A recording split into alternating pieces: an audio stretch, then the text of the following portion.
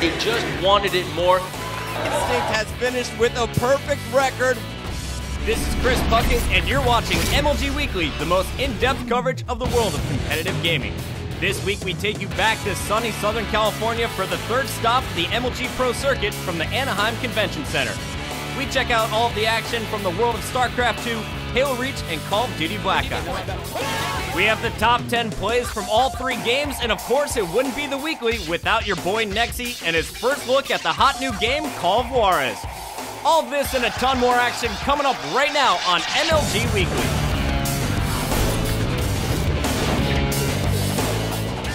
Coming off the action-packed Pro Circuit events in Dallas and Columbus, Anaheim was the third of a challenging six-city U.S. Pro Circuit tour that pitted the most talented players alongside their toughest opponents. In the Starcraft event, more than 200 players from around the world competed in one of the strongest fields in competitive gaming history. The brackets were stacked with Dallas and Columbus winners Naniwa and MMA, as well as top pros Liquid Huck, Kiwi Kaki, and Idra, the bad boy of Starcraft II. Shake hands if you're going to. But if that wasn't enough, the competition hit nuclear levels with the entrance of several giants of the game from Korea. A total of 9 traveled 16 hours to test their skills against the best players in the world, including Zerg Master Dongray-gu, MVP, the most decorated Starcraft II player. Oh, MVP cleans it up without that much of a problem. And for the first time ever at an MLG event, the Emperor himself, Boxer. The crowd was hyped to see how the MLG veterans would handle the Korean challengers. With 9 Korean pros in attendance and several of the best European and North American pros looking to take them down, the action in Anaheim lived up to the hype. Just like Columbus, the Koreans were dominant in pool play. Slayer's Boxer, Rain, Dongray-gu, and MVP all finished 5-0, earning spots in the winners bracket semis. The all-Korean affair featured Rain versus Boxer and Dongray-gu versus MVP. In Match 1, Game 1, we witnessed one of the longest matches in MLG history in an epic battle between Boxer and Rain. Both Terran players exhausted all of their resources, building massive armies that included more battle cruisers than we saw in the entire Columbus tournament. Rain won that game, but lost the series 2-1. This is crazy. This is totally crazy. Totally crazy. I mean, come on. When have you seen, with the exception, 4v4 is not an acceptable answer. When have you seen this many Vikings? And we have just passed 1 hour and 1 minute. Trying to move forward if he can get a big point. Oh, big secret missile could go off, but no, wow. They're all out of energy. And it looks like in terms of the air battle, we do see 31 Vikings. More are falling for Boxer. SCV's being a little indecisive. Oh no, the SCV push. Boxer looks like he might lose his position, but good game. Boxer in the top 3. He does it after losing a nail-biting hour-long game, wins a decisive game 2 in a tense game 3, pulls out the clutch victory. He can't believe it. In the second winners bracket semis match, we saw MVP take on Dongray-gu. Many people expected DRG to be victorious since he's considered one of the best ZVT players in the world and the scariest player at the tournament. But it was not to be.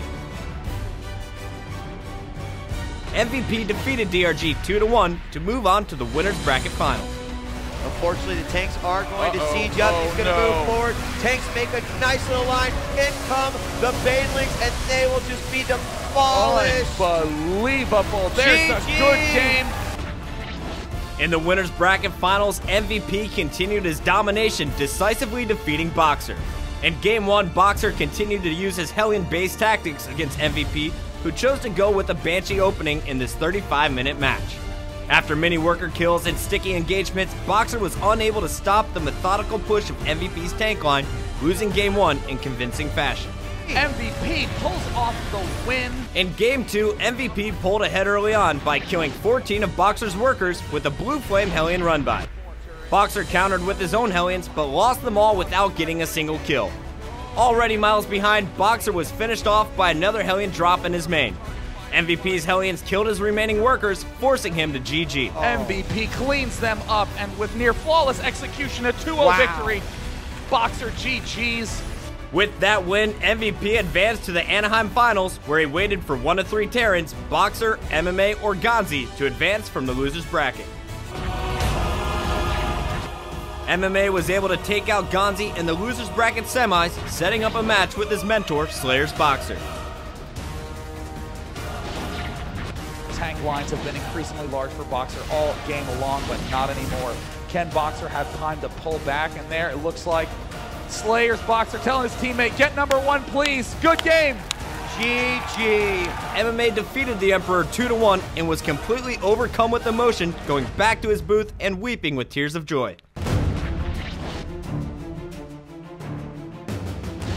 At the end of the weekend, only the two-time GSL champion IMMVP and Columbus champ MMA were left standing, setting up an epic final battle for the Anaheim crown. In Game 1, MVP held off the early game aggression from MMA while building up his infrastructure and army. When MVP reached a large tank count, he moved out and inflicted a bit of damage to MMA's natural base while simultaneously killing several of his workers. MMA desperately tried to even the playing field, attacking MVP's bases with drops and infantry pokes. However, MVP was able to hold off these attacks while slowly making his way across the map. When MVP reached MMA's base, his forces were too much for MMA to hold off, forcing him to GG. In Game 2, MMA pushed out with a powerful mech army composition, forcing MVP to abandon his natural expansion and retreat into his main. Using his Vikings to spot ahead, MMA cornered MVP, forcing the GG. 13 SCVs, he comes back. An incredible comeback by MMA there. In Game 3, MVP knew he had to win in order to avoid another series. The final match on Zelnaga Caverns began with MMA attempting a Banshee play, which MVP denied perfectly, putting himself ahead right off the bat. MMA attempted a push at MVP's natural in order to halt his economy, but MVP was 3 moves ahead, taking out MMA's forces with the utmost precision. This was the beginning of the end for the Columbus champ. After dismantling MMA's attack, MVP moved unopposed across the board into MMA's base with his overwhelming army, winning the match and the tournament moments later with the GG. That he is seconds away from being crowned the MLG 2011 champion. And we see more auto turrets dropping, and good game, GG! The final boss holds, MVP undefeated in this tournament.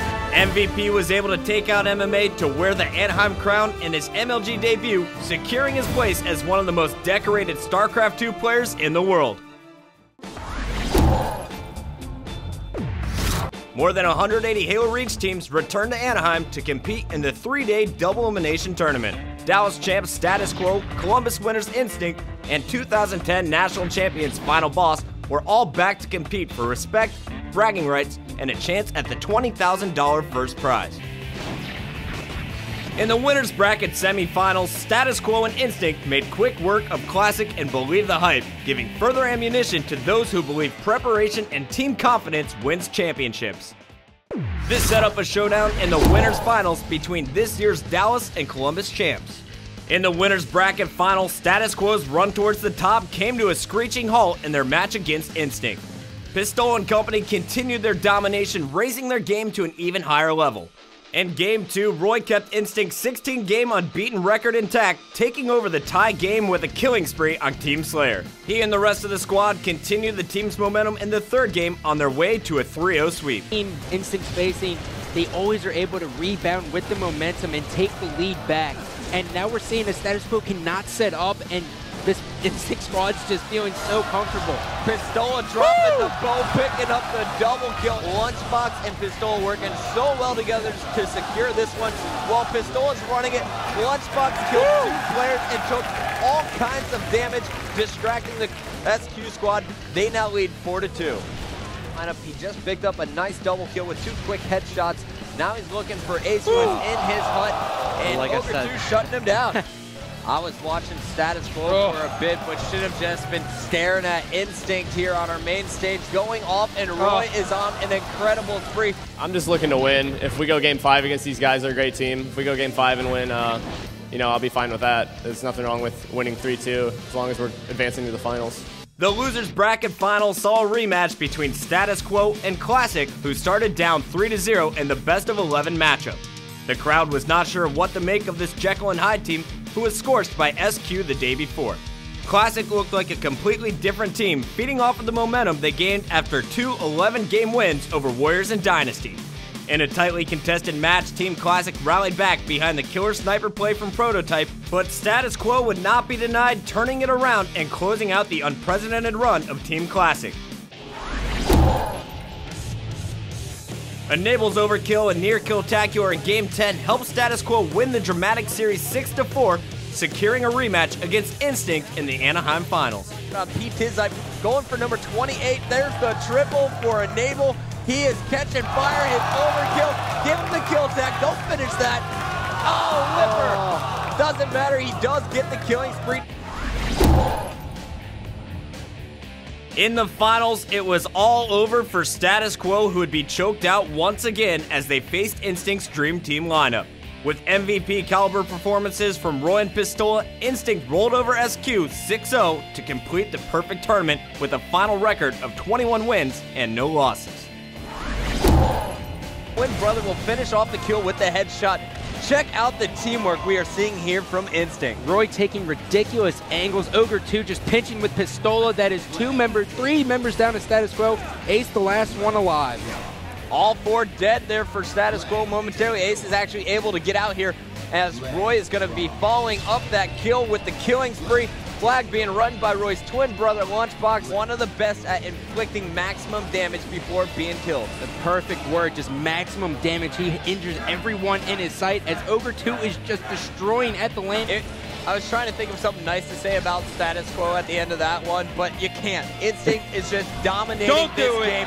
Ogre 2 picking up the flag. This will be so easy to score. Lunch is going to put it in after the flag returns. And there we go. Instinct continues their unbeaten streak, taking game number 4 in the best of 11. If you're going to do it, now's the time, Status Quo. Enable knowing it, he's going to run this flag top middle, getting the call out at Yo. He knows he cannot run the flag yet.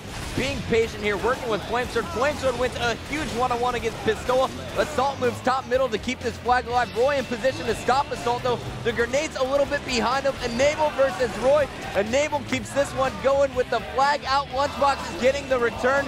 And here comes the countdown. 3, 2, 1. No, he touches it. The game continues. The flag, once it is returned, Instinct will be crowned the champions. Ace is there. Ogre 2 will not get the return. Ace keeps it alive momentarily. Assault trying to push in here. This one so chaotic at the end. Roy going for the return. Grenades coming in from all directions, but he gets it. The game is over. Instinct takes home our championship here in Anaheim. The first team to win an event with an undefeated record since our championships in 2007. Not since the 2007 National Championships have we seen such domination by one team. Instinct are now a staggering 41-1 since forming the squad for MLG Columbus. Their rivals will be gunning for them in Raleigh, but for now they reign supreme. Congratulations to Instinct on their repeat championship and the start of what could be the next Halo dynasty. The record-setting blockbuster title Call of Duty Black Ops made its stunning debut at MLG Dallas. Team Quantic Leverage proved victorious in the opening competition and looked to repeat in Columbus. But that was a mere pipe dream as Optic Gaming took home the crown in spectacular fashion. Both 2011 event champs were back along with Force, Fear, and Next Threat to take up arms once again for the $10,000 first prize. In the winners bracket semis, the matches became closer and closer. Sweeps were replaced with 5-game sets and tensions were high throughout the venue. In the first series, Leverage and Influence fought in a tightly contested match. In the end, it was Leverage squeaking by, winning the crucial Game 5 for a 3-2 series victory, securing a spot in the winners bracket finals. We're gonna go in there and we're gonna play our best. Definitely, we're really pumped up, we're really excited, and we want to get this championship under our belt. In the bottom half of the bracket, Fear pulled off an incredible upset, edging out the favored Columbus champs, Optic Gaming, in a grueling 5-game series that went back and forth until the end. The crowd went crazy as the two teams fought their hearts out. Fear came out on top with a 3-2 series win, guaranteeing back-to-back top 3 finishes. In the winners bracket finals, it was all about Fear and their incredible run through the tournament. They swept Team Leverage 3-0, sending shockwaves through the arena.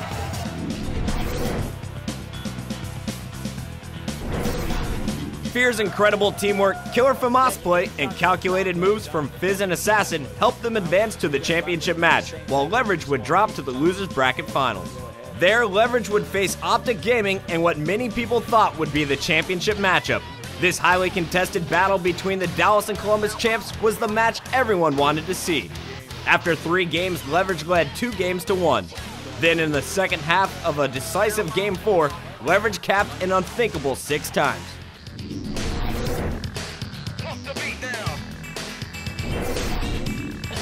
And it is the train, the Leverage train, the Quantic Leverage train in full effect, and they are going to pull out a victory here, sending Optic into 3rd place. Leverage took the series 3-1, earning a chance for redemption against Fear in the Anaheim finals. This set up what would be one of the most epic Call of Duty championships in MLG history. Fear's ace, Assassin, had some of the best 2 and 3 pieces of the tournament, racking up kills against every team they faced. Quantic Leverage's Scump was one of the most feared players from series to series, with his ability to run and gun intimidating everyone. Both Slayers were about to come face to face again, one with revenge on his mind and the other with the confidence of never losing a championship bracket match. Since both teams met up earlier in the championship winners bracket, the finals became a best of 11 series, with Fear starting off with a 3-0 lead. Fear won Game 1 to go up 4-0, and you could hear the Grim Reaper knocking at the door.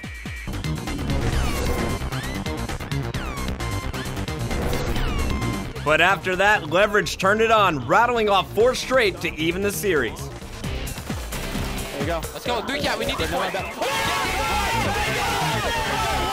Let's go. Let's go.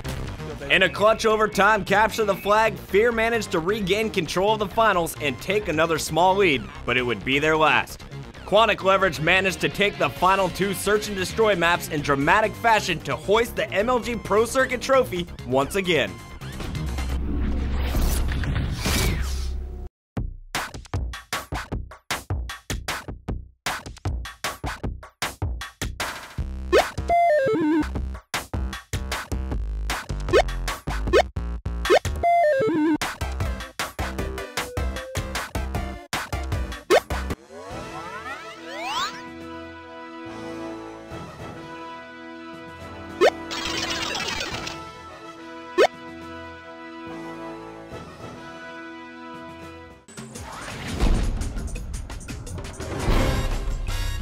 Here at MLG Weekly, we bring you the most comprehensive first looks at the hottest game releases.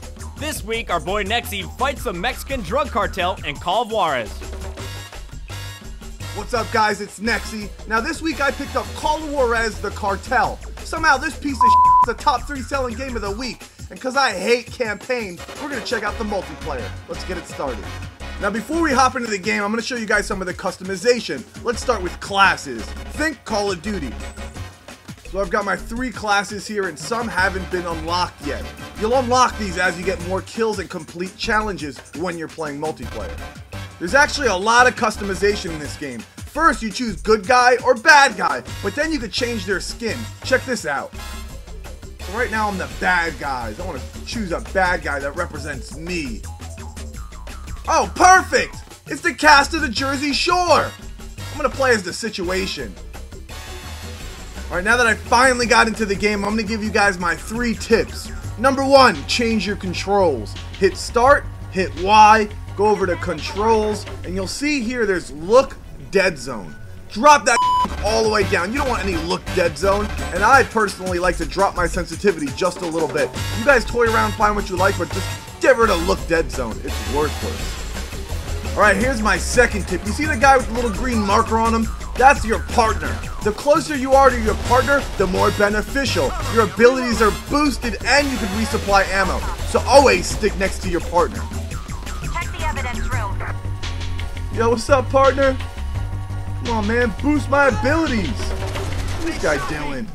Yeah, I'll help my wounded partner. Fine. Come on. Get up! Alright guys, here's tip number 3 for you. Because the maps are so big and open, there's so many little crevices you can get behind, it's really easy to set up the spawn trap. So every single game you play, just run into your enemy's spawn and set up for the spawn trap.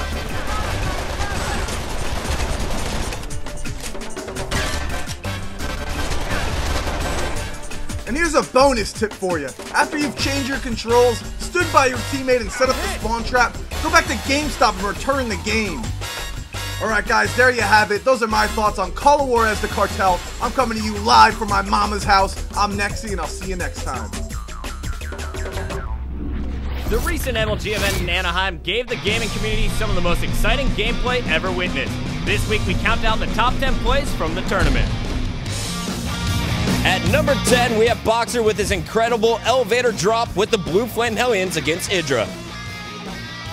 And look at this great elevator play, not even moving the medevac, unloading straight to the main Idra, now dropping the Queens there. Uh-oh, Queen on hold position, taking a lot of damage. Oh, no. And it looks like the Spine Crawler not quite yet done burrowing. And there it finishes, and now the Zerglings are coming. A beautiful surround by Idra. Oh, wide open and vulnerable. And there it is. GG. At number 9, we have Ace going up against Eon Instinct. Ace going for another overkill here on Zealot, this time finishing with the triple. Another overkill opportunity for Ace. Will he get it again? No, this time Roy. At number 8, we have Proofy with the 3-on-1 against Influence here in Search and Destroy firing range. Was the member that was able to take out TP. He's going to go ahead and continue, able to take down Mutation as well. Now going to be down. He's coming around towards that mid side. Proofy, spinning headshot connects, takes him down 5-1. At number 7, we have the epic aerial engagement between Rain and Boxer on Metalopolis. This could be the final battle. The Ravens on the wrong side, trying to move forward if he can get a big point. Oh, big Seeker Missile could go off, but no, they're all out of energy. And it looks like in terms of the air battle, we do see 31 Vikings. More are falling for Boxer. Can he pick off all of the battle cruisers? And it looks like Boxer might come out on top in the skies, but the 7th Torch from Rain. Oh, there's the good game. At number 6, we have MVP's perfect unit positioning taking out DRG. Going to siege up, he's going to move forward. Tanks make a nice little line. In come the Banelings, and they will just be demolished. Unbelievable. There's a good game. At number 5, Enable comes in with a near kill-tacular against Classic in the Losers Bracket Finals.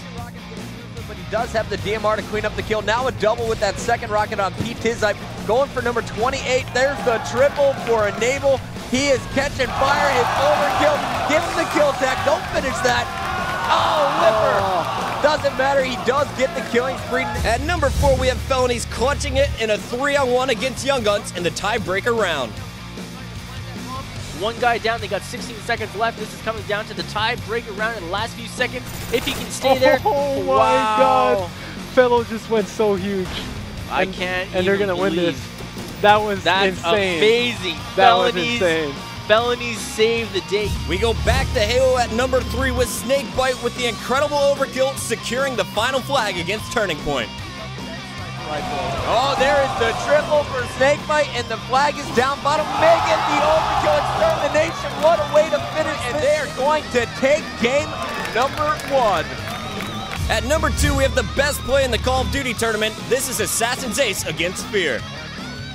They have 3 rounds to pick up on, and look at that. Merc getting caught with his pants down behind here on White Trailer, and then jumping in, taking out J-Cap now, pushing into the bomb. He's got 7 seconds left. They got Other one. side of that bomb box coming back around. He's going to be able to peek out there. He's been able to get a spot. And a battle goes in. 1 versus 3. And the number 1 play of the tournament comes from Jinro with his incredible nukes turning the tide against Choya.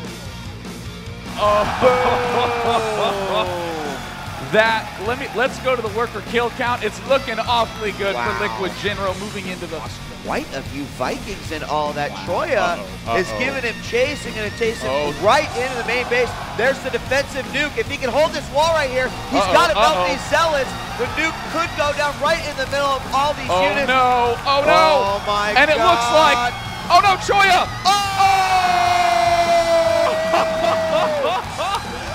That's going to do it for this Top 10. Make sure to check out MLG Raleigh August 26th through the 28th. For the record-setting crowd in the arena and the millions of fans watching at home, Anaheim provided the world of competitive gaming with some of the most exciting gameplay ever witnessed. There's no telling what will happen when they do it all again at the upcoming event in Raleigh, but one thing is for sure, MLG will be there to bring you all the action.